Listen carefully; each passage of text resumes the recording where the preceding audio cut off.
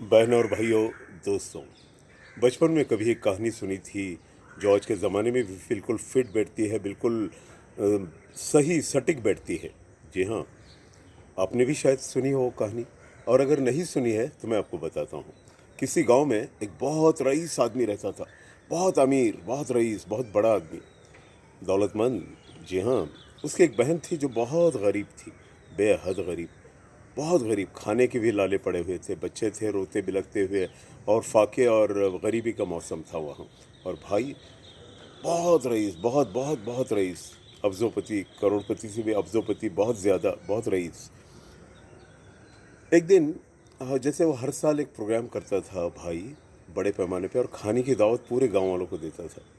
एक दिन बहन भी अपने रोते बिलखते बच्चों को लेकर वहाँ पहुँच गई, फटे पुराने मैले कुचेले कपड़े पहनकर। भाई ने देखा और नौकरों की मदद से उन्हें धुतकार दिया, निकाल दिया। गेट आउट, आप जैसे हकीर फ़कीर और कंगाल लोगों का काम नहीं है, यहाँ मत आइए, गेट आउट। ये वो भाई था।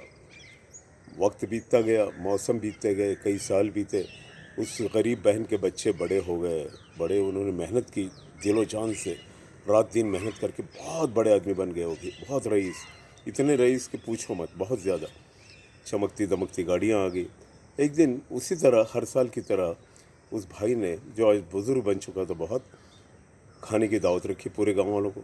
चमकती दमकती कार में बहन आ गई, भारी भारी कीमती लिबास पहनकर, जर्क बर्क के।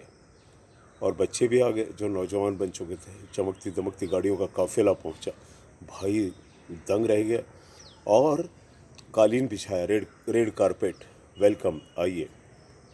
और बहन को सोने की थाल में खाना परोसा गया, मिठाइयाँ, दुनिया भर की डिशेस। बहन लेकिन सच्चाई पसंद थी, हकीकत पसंद थी, और इंसान को इंसानियत से जानने वाली बहन थी, ग्रेट सिस्टर।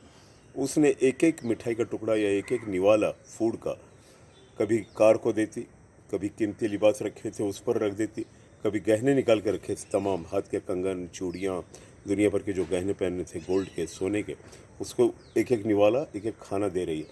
भाई हैरान हो गया, ये क्या माजरा है। पूछा, ऐसा क्यों कर रही हो बहना, आप ऐसे क्यों कर रही हो।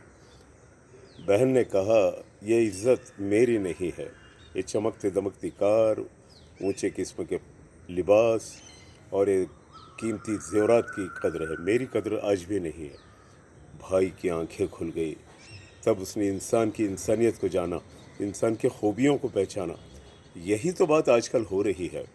अभी हाल ही में एक फ़ोन मैंने सुना, एक महिला का आया हुआ। वो चमकती दमकती एक महफिल का जिक्र कर रही थी।